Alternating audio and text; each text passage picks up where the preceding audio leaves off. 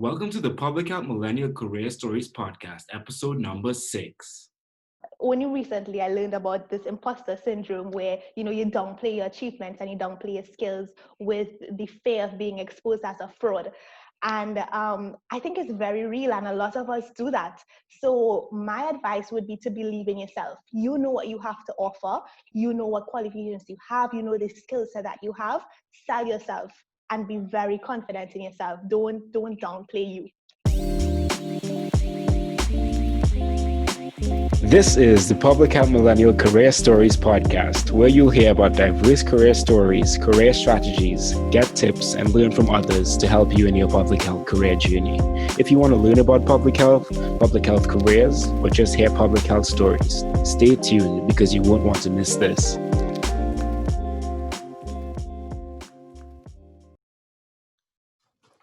Today we have an entrepreneurial young public health professional hailing from Trinidad and Tobago. While completing her bachelor's in biology at the University of Southern Caribbean, she founded the NGO Bridges to the Heart.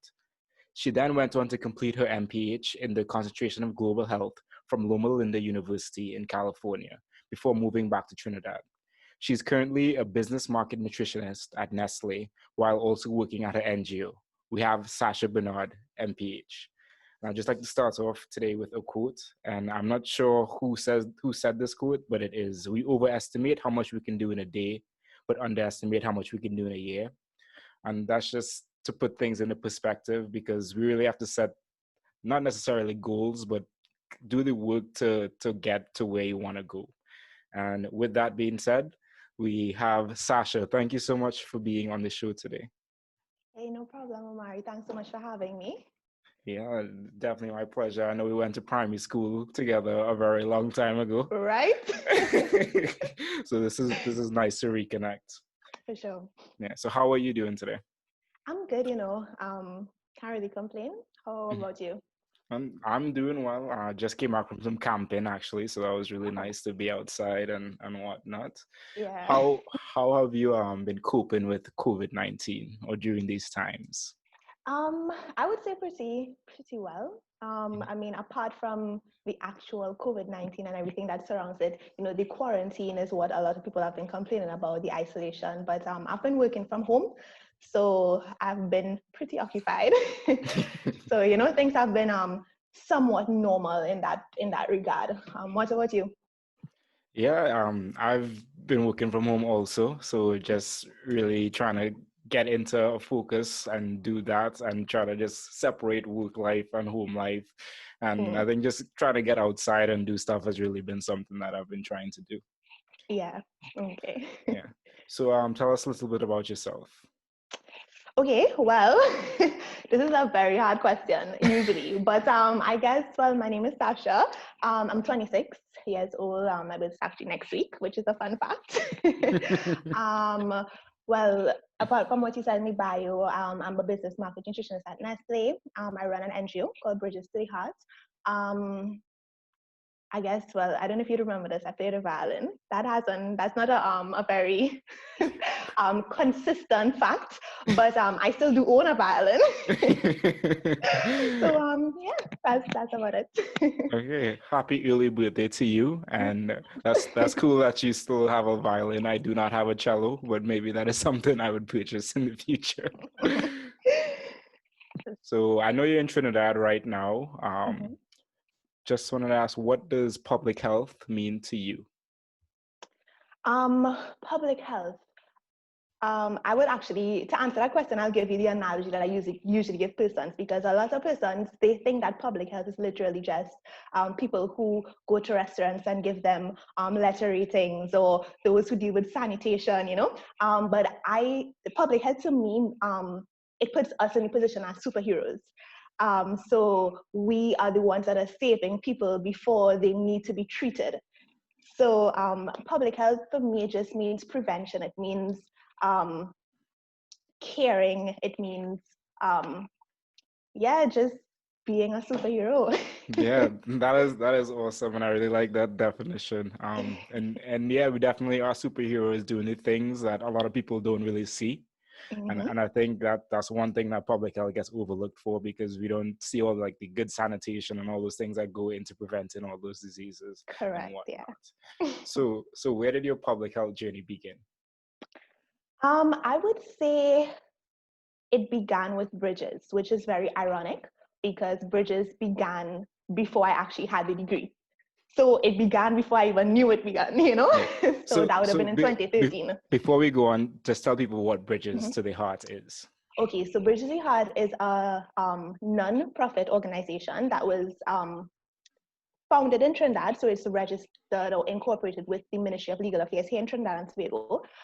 When it was initially established, it was to deal with the societal gaps, so relational gaps in society. So we had plans of working with vulnerable populations, whether it be disabled, elderly, homeless. But when we did start and we actually identified the gap that existed, which was that intergenerational gap, we kind of just stuck on it. So for the past, this year would be 7 years, we have been working with the elderly. Wow, that's amazing. It's crazy that it's 7 years. Right? Yeah, that is amazing. So what sorts of things do you do at Bridges? Actually, before we go there, how did the idea start to want to have a nonprofit? Because that's not something a lot of people do in their bachelors. Yeah. Well, I guess it was a combination of two things. The first one would be the story that a lot of people know, which would be I used to volunteer with other groups. And one day, one of the groups I used to organize with, two guys said, why don't you start your own thing? So that way, you could have the freedom to do what you want to do and to make a difference in your own way without always having to get approval or, take ideas and get shut down and things. And I was like, I honestly don't know. I mean, I'm like 20 years old. I don't know if I'll be able to actually manage, because a lot of other persons I would have known around that age who would have established NGOs, it wasn't very well sustained. Within a year, it had fizzled away, so I was like kind of this negative Nancy, like, I don't know, if I could really do it. But then I guess I started noticing things in society, and it was like, these things actually exist and we don't really take it on. We overlook it so often. So and I was like, hey, why not? And then at that point, also I was doing my undergrad, and honestly, it was a pull, because I was failing organic chemistry like nothing, to the point where I was supposed to graduate, and because I failed organic chemistry and was only offered once a year, I had to postpone my graduation for like a year. And I was like, you know what? This might be exactly what I need right now to get me out of this little slump. So that's how. Okay, and don't feel bad. I failed organic chemistry too. It's a course. common thing. I know it's Yeah. tough. It's tough, definitely. Yeah. So what I know you guys work with elderly populations. How have you guys transitioned working now in COVID? Well, we have been put on a hold.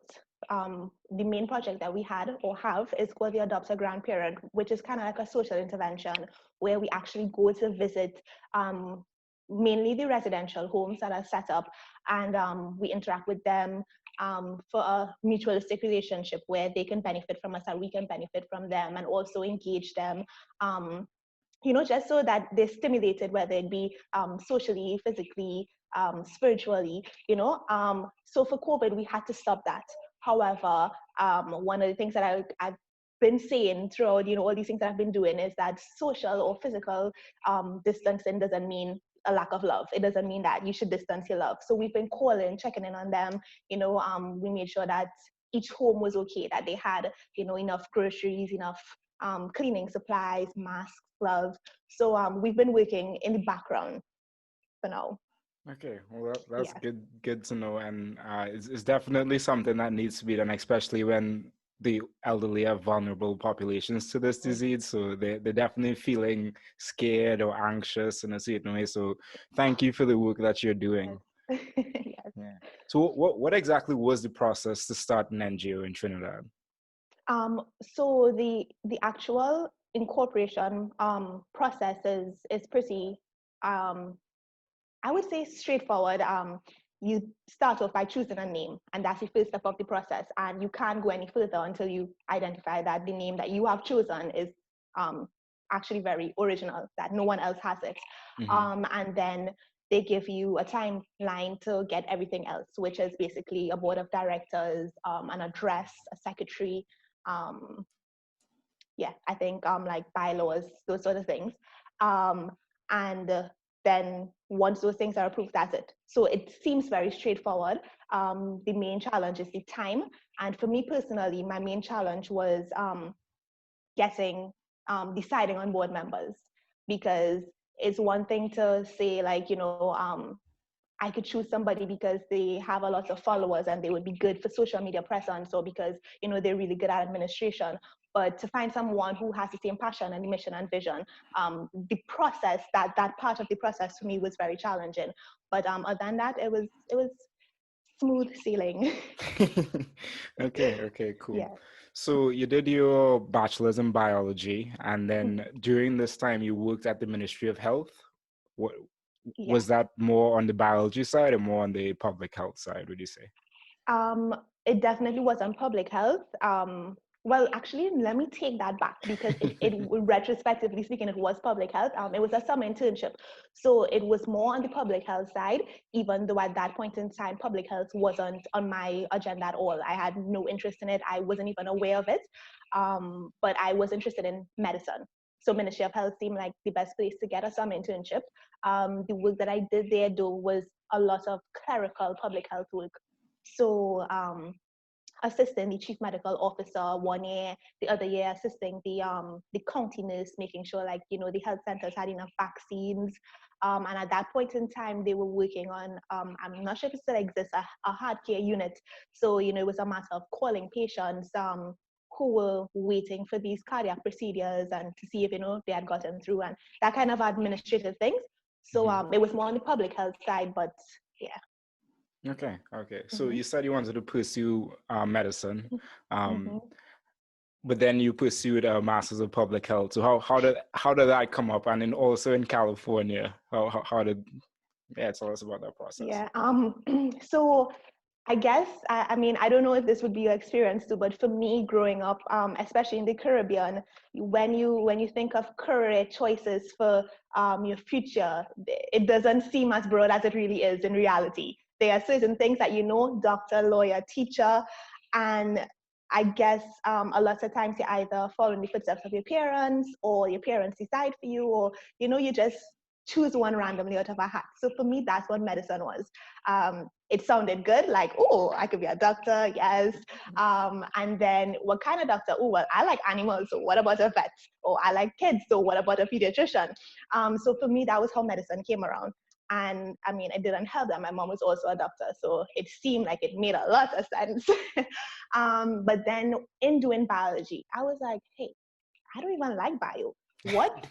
Why would I like medicine? And then, doing research and stuff, I came upon public health. I always had an interest in health, and I love helping people. So medicine also seemed like a good choice. But when I realized public health was a better fit, for those two characteristics of the medicine and the health, the health and the helping. So I did my research, and I was like, this is it for me. This seems more like me, and yeah. Okay. So you went to your MPH program knowing that you didn't want to pursue medicine anymore? Yeah, for sure. Okay. And how did your mother take that? She was fine with it, because she was like, I know you don't want to do medicine anyway. So yeah, she was cool with it. Okay. That's good to hear. But yeah, definitely resonate with that. Like coming from the Caribbean, everyone wants to be a doctor, lawyer, teacher, engineer, those kind of things. So we don't really know like about public health jobs. So that's kind of one of the reasons I'm doing this podcast, to just broadcast it to everyone to know very more. much needed. Yeah. Okay. So during your MPH, you were in a global health concentration. Why did you choose that? I chose global health because it was broad. I knew I wanted to do public health, but I wasn't sure exactly which field I wanted to specialize in. and it gave me a chance to experience a lot of realms of public health. So I got the taste of nutrition, of epidemiology, of policy, all these things. And the specific program at Loma Linda was amazing. When like my transition period between my master's and my bachelor's was very short. I applied to one school. I got late admission. So I got admission 1 week, and by the next week I was in California. I was just like out. So the way that I guess the application process that made me only apply to one school was because of the actual program at Loma Linda. It incorporated the health, the caring, it gave me international experience. Like an actual class of that program was to spend 3 weeks in the Philippines to work on a health project. And I mean, when I saw that, it just won me over. Like I was sold. I was like, this is it. And then I also had interest in infectious diseases, but I knew that I didn't want to do epidemiology specifically. And I also had this whole theory going in my head about, the lack of persons understanding the correlation between globalization and health awareness. Because a lot of people think of globalization as just like, the economy, but health is not really one that, they consider. So for me, it was like, I could do this and come back to Trinidad and make a difference. So yeah. Okay, that's awesome. And keeping it broad and definitely touching on a lot of things that, especially not knowing what exactly you wanted to do afterwards. So that's definitely cool. Talk to us a little bit about that internship that you got during your MPH. Right. So I did an internship at the what was it called? The Department of the Preparedness and Response something at the San Bernardino Department of Public Health. So in one of my classes, we had a guest speaker, and he came and he said us about his experience with the Ebola virus. He actually worked. He traveled. He worked internationally with Ebola, and he spoke about how he came back to America, and he came to America and he was working at this department, and he spoke of the work, and I was like, wow, this sounds amazing, because this is exactly why I chose public health, because the infectious disease and globalization and everything. And at that point in in my program, we had to choose practicum to fulfill a certain number of hours. So I had approached him after, and I asked him, hey, do you guys take interns?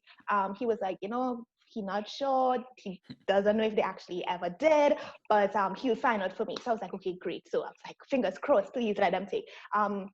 Basically, they did. It was one of the best experiences ever. It was way less clerical work as compared to the Ministry of Healthcare. And I learned a lot more public health skills. So I don't know if that would be because of the actual education that I had simultaneously, but I feel like I can definitely say that the public health skills that I gained there, I don't want to sound bad, but was a lot more valuable than what I did here, So at the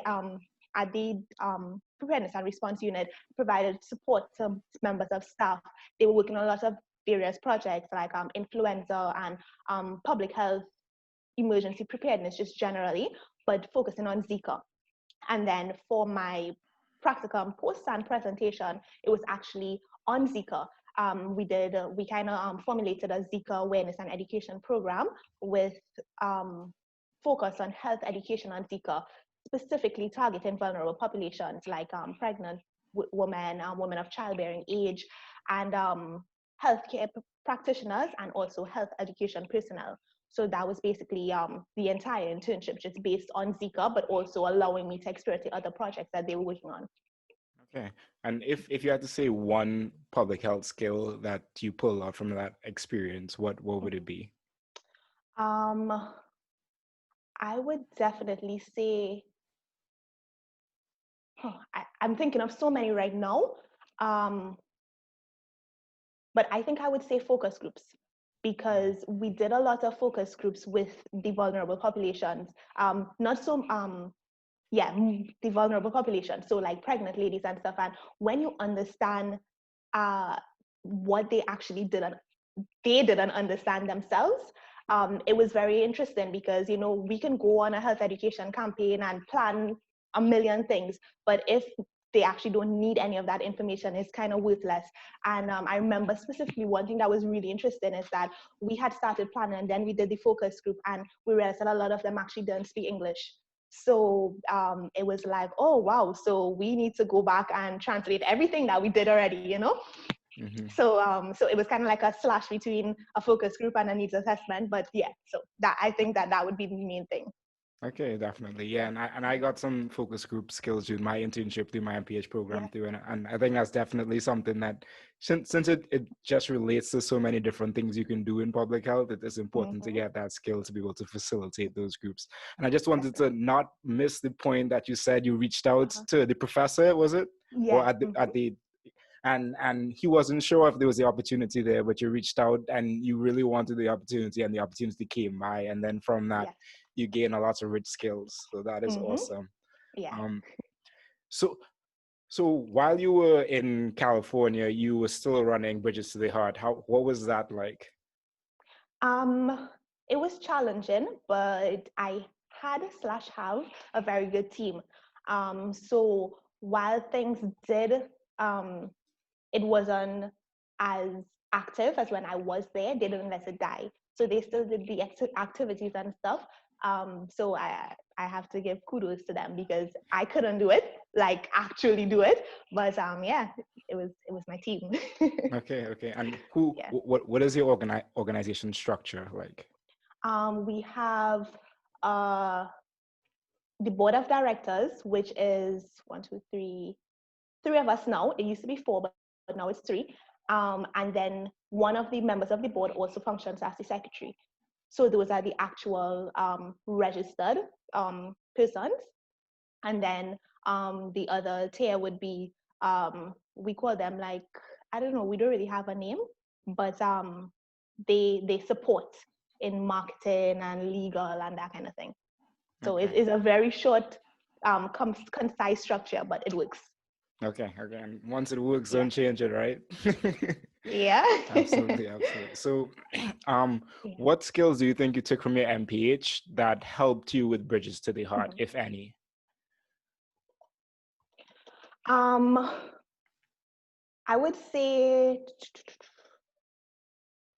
okay, there were a lot of obvious ways. So like in my electives, I did a course on nonprofit leadership. So, I mean, it would be kind of self-explanatory that did help. But other than that, I would say simple things like teamwork. I mean, teamwork is so important in public health. Having that multidisciplinary team, evaluating the projects that you're doing to make sure that it's doing what you want it to do, that's making a meaningful impact. Needs assessments, as we talked about, those are a few that would have helped me in, kind of structuring Bridges after. Mm-hmm. Okay, Yeah. so talking about evaluation, what sorts of metrics do you use for Bridges? Well, okay, so that's a very tricky question. We tried to evaluate. So we did one evaluation, that's the truth. And that was after the pilot to decide the pilot of the adopted grandparent to decide whether we wanted to proceed with the project or not. And we got the help of a psychologist. At that point, I think she was I don't know what's the correct term, a geriatric psychologist or something. So she did the evaluation for us. But now most of our evaluation, I know it kind of sucks because I'm a public health person, but it's a lot of qualitative. So we just go on feedback of the elderly persons and of the caregivers in the home. Okay. Very interesting. Yeah. Okay. And what are the hopes for Bridges to the Heart going forward? Ideally, I would like Bridges to the Heart to be like a powerhouse for the elderly and by extension, the vulnerable, like a voice for those who have a voice but are not easily heard. And I guess in my long term, I would ideally love to establish a home of my own, a home where things are done right. I know that's a very broad statement to make, but a lot of elderly homes, they don't always consider their residents. It's more of a business venture than actual living accommodations for somebody who has spent their life helping us, Mm-hmm. and it's not really, there's no human aspect of it. So I want to provide that, so Okay. I guess ideally that would be like a 10 years plus goal. Okay, I love it. I love the big Yeah. goals. I love it. So, what was I gonna ask? I was gonna ask. Okay, let's talk about your role as a. Actually, no. What? Why are you interested in working with elder populations, particularly? Mm, why am I interested? That's a good question. The truth is, I don't know. I think that I am a very empathetic person, Mm-hmm. and that has a lot to do with it because you live life as a millennial, as a young adult, a full-fledged adult, and we tend to be very selfish regardless of our age. And it's not selfish as in we're horrible people, but it's selfish as in human nature. So I think I was drawn to the elderly because um, in our selfishness, they are very easily forgotten. They are very easily overlooked. And I just wanted to touch on that. Like, hey guys, we remember that you're here. We love you. Like, we see you. We are here for you. We want to help you. So yeah, I guess that's why. Yeah, and that sounds fair enough. It sounds like Yeah.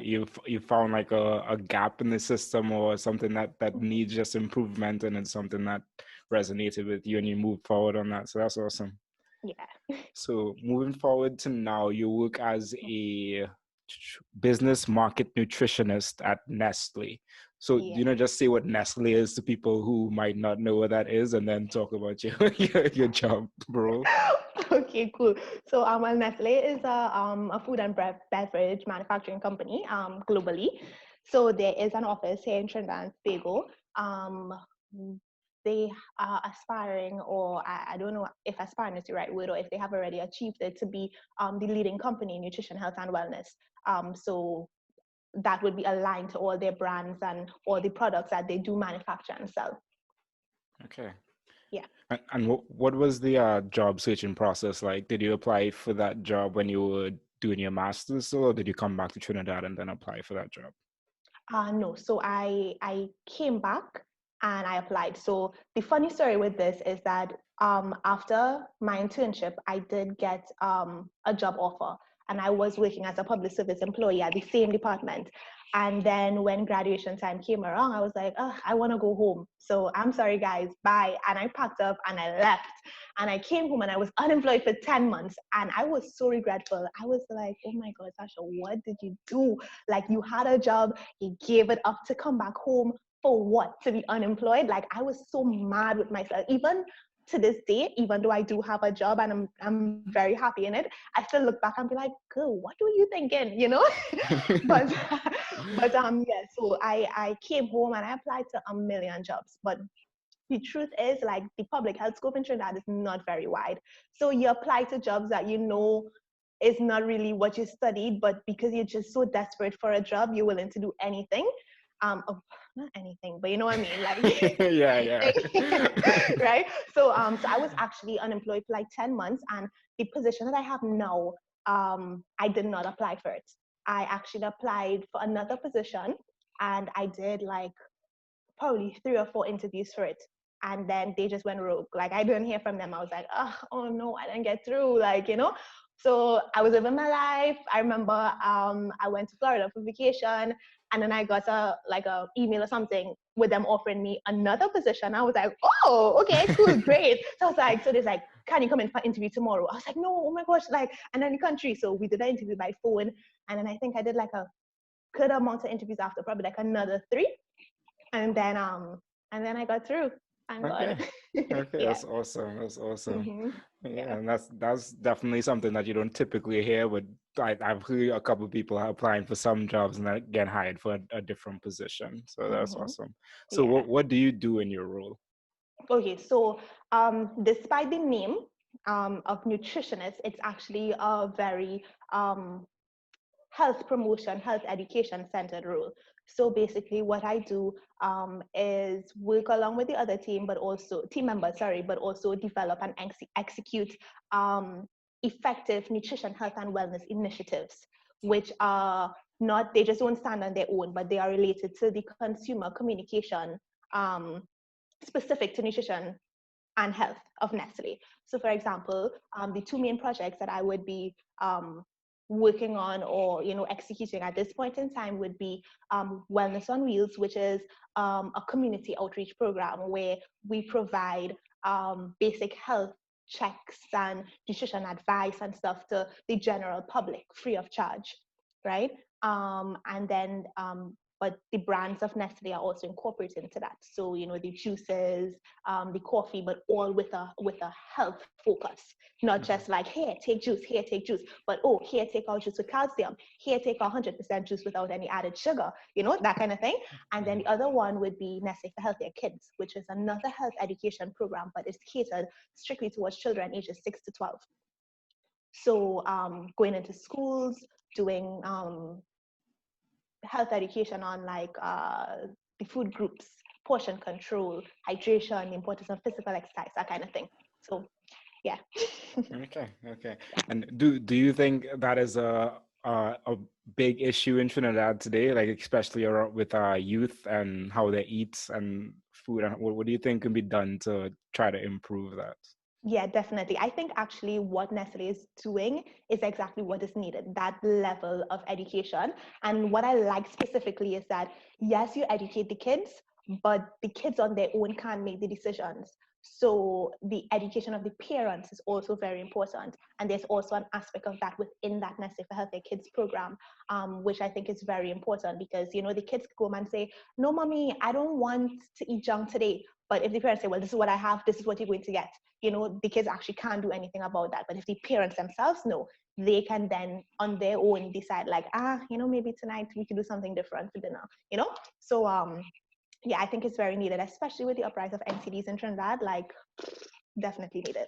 Okay, and that's Yeah. cool. That model approaches both youth and their parents to better it. So hopefully that does make a big impact as it is needed. Yeah. So what is the most exciting and least exciting thing about your role? The most exciting thing would have to be actually what I just said. Working with the kids is really cool. That's I don't know. I love kids, so working with them is it's nice to see how they are impacted by the information that they get. Because when I first started, I was like, oh, kids want to learn about nutrition. Like I don't know if this is like what they would want. But when you actually see them getting the information, they are so excited about it. And a lot of them actually have some prior knowledge, which is also very commendable. So for me, that's very exciting. And then on the other hand, the actual execution of the events for the general public where we offer these services. I think I personally, I have my side hobby is event planning. So it's a really nice merge of my career and what I like to do. And then also to see how grateful, the members of the community are to be able to receive these services free of charge. I would say for me, that's the most exciting part. And the least exciting part about my role, it would have to be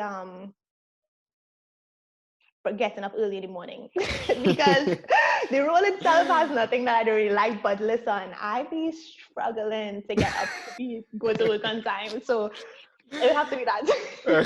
Fair enough, completely. And okay, same question for Bridges to the Heart. So it's most exciting and least exciting.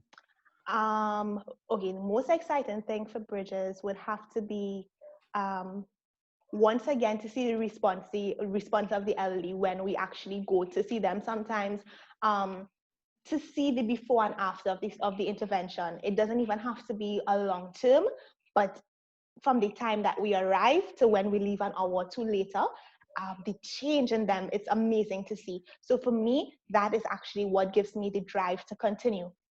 The least exciting thing, I would say, it's a stressful part, getting volunteers and getting people on board to to actually do the activities. Like if it's a social event, oh, everybody's there, like, but if it's actually like going to the homes and stuff, sometimes we have a lot of challenges getting persons on board. So it's a bit stressful sometimes. It's like, why can't you see how important this is? So yeah. Okay. So everyone listening to this, if you're in Trinidad and Tobago, make sure to go volunteer with Sasha at Bridges to the Heart. Yes. Thank you. So you talked about, so you're the founder and the CEO, I guess, is your title, of Bridges to the Heart. You're a business market nutritionist at Nestle, and then you said you also do events planning. How do you find balance? Balance. It's an interesting question because I actually don't really have problems with balance. I am a shameless 8 to 4:30 worker. You can't catch me after 4:30 unless I have a project that I need to complete. But so I would never neglect work just for the sake of time, but I'm also not going to neglect my life for the sake of work. So 8 to 4:30, you have me. If I start late, I end late. No problem. I'll give you my due hours. But to say, those persons who work until 9, 10 in the night, I'm not one of those persons. So I work and then I have the rest of my time for myself. Weekends as well. Sometimes I do have to work on weekends with events, but it's no problem.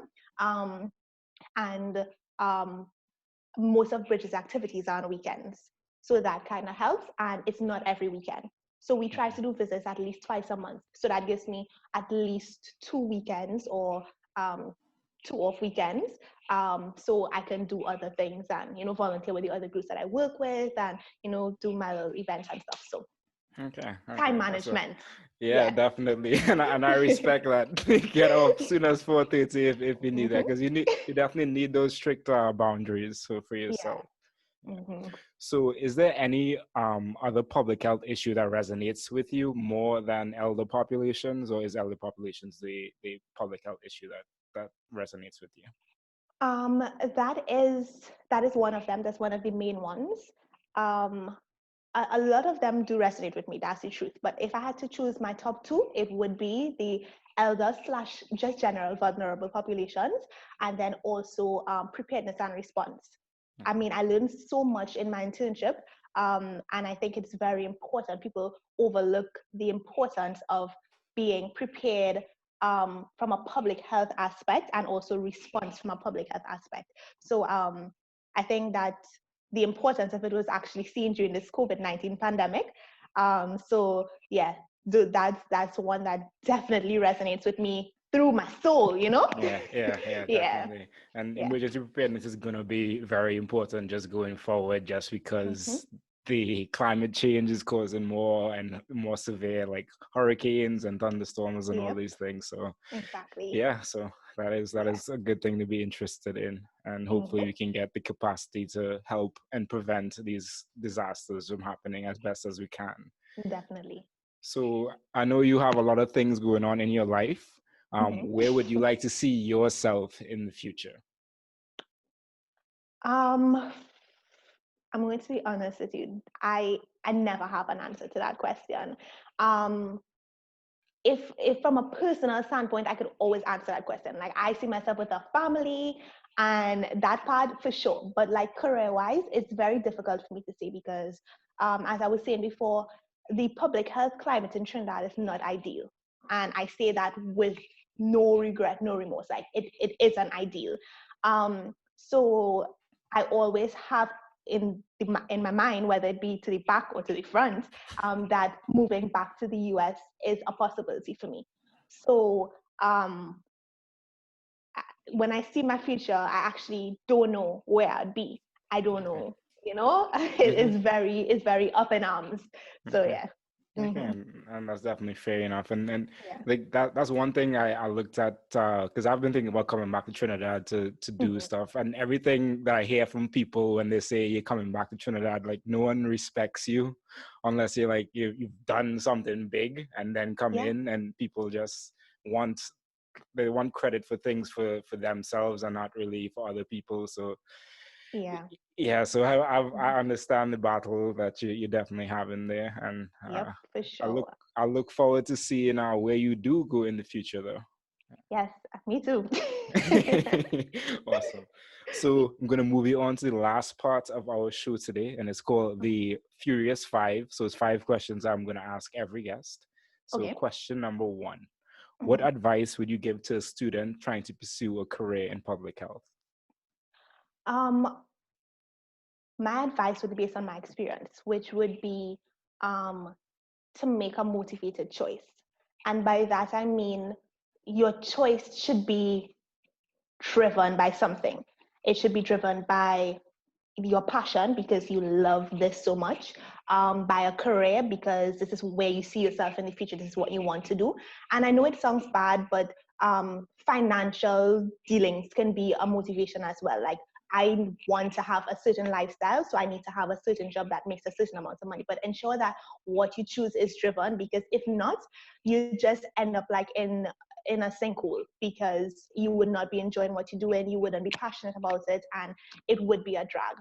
And the second advice that I would give would be to ensure that you have a steady foundation to build your MPH on, because a lot of persons, I don't know how true it is, but a lot of persons say you can build an MPH on anything, any degree. It doesn't matter what your background is. And I believe that that is true to some point, but at least here in the Caribbean, it's not as simple as that, because I came back with an MPH and a degree in biology. And I spoke to someone, I went to a conference that was hosted by the CAFA, the Caribbean Public Mhm. Health Agency. And a lady told me, she was like, no, go back to school and do another bachelor's, do it in like pharmacology or something, because that bio not going to work for you. And I was like, what? Are you serious? She's like, yeah, no, that bio, like, people, if they don't understand public health, they look at your bachelor's to see like what it is. And I mean, for me, that was a very stressful thing to hear. So my advice would be to just ensure that you have a steady foundation, and it's not just based on you, based on where you want to work, based on where you live, based on all those things. Okay. Yeah, Yeah. those are great points there because you definitely want to be motivated and get a job that you're passionate about while getting paid enough to live the life that you want. And okay, thank you for that informative comments there. So number 2, if you were talking to someone wanting to get in your position, what advice would you give them? And um, this is both for starting an NGO and uh-huh. in your current position. Okay. I would say, do not allow imposter syndrome to get the better of you. Only recently I learned about this imposter syndrome where, you know, you downplay your achievements and you downplay your skills with the fear of being exposed as a fraud. And I think it's very real, and a lot of us do that. So my advice would be to believe in yourself. You know what you have to offer. You know what qualifications you have. You know the skill set that you have. Sell yourself and be very confident in yourself. Don't downplay you. Yeah, Yeah. thank you for that because that is so true. Especially for me, like coming out of my master's program into my Mhm. position now, I was like, oh, do I even deserve to be here? But you Yeah. definitely have to find that mindset to know, okay, yes, I do deserve to be here. I did these things to achieve where I am right now, and Yep. yeah, so okay, Yeah. thank you. So 3, what's something you're working on improving in your life right now? Honestly, I'm working on my battle with imposter syndrome. But apart from that, I'm actually working on improving my long-term plan. Like, I'm actually trying to have a set one that I see exactly where I'm going to know how to map out my future. So that's, I guess, yeah, I would say that's what I'm working on. Okay, and yeah, Mhm. Batman imposter syndrome is an ongoing thing that you have to continually keep in your mind that you're okay. Um, Definitely. yeah. So are you writing down those plans on paper, or it's just in your mind um, right now? right now it's in the mind stage, like, just, just thinking about options, thinking about, hey, what do you really want to do, what could you see yourself doing for the rest of your life, like, just really, and also reading a lot to get an idea as to what is out there in the public health world, because public health is such a evolving career, evolving field, that making a long-term plan based on something that happened like in 2017 when I graduated could be very different to right now in 2020. So Yeah, I completely agree with that. Public health is changing a lot. Like the positions in the future might be completely different to what they are now, and how the system is shaped in a lot of different places. So yeah. So thank you. Number 4, professionally, do you recommend anything? Yes, I would say kind of like what I was saying that I'm improving on with myself, to read articles, stay on top of current health events, pandemics, epidemics, reemergences. Like, I think that this is very important so that we stay relevant within the field. And apart from that, if I had to choose a book or something, a book that really touched me, but this is specifically for persons who are interested in global health. I mean, it could be for anybody, but there was this book called When People Come First. And we had to read it as part of our course. And for me, that also changed how I viewed public health. So I would recommend that to anyone within the field or considering exploring the field. Okay, and I'll definitely add that to my book list. So Yes. thank you for that recommendation. No problem. Okay. So last but not least, where can people connect with you? Okay, so LinkedIn is very easy, Sasha Bernard. Email, my email address is miss.sasha.bernard@gmail.com. And then if they're brave enough, social media. I have no problem with social media. Okay, awesome. So, And what about, how can people connect with Bridges to the Heart? Bridges to the Heart, we don't have a website as yet, so our main portal will be social media, but you can also be emailed at bridgestotheheart@gmail.com.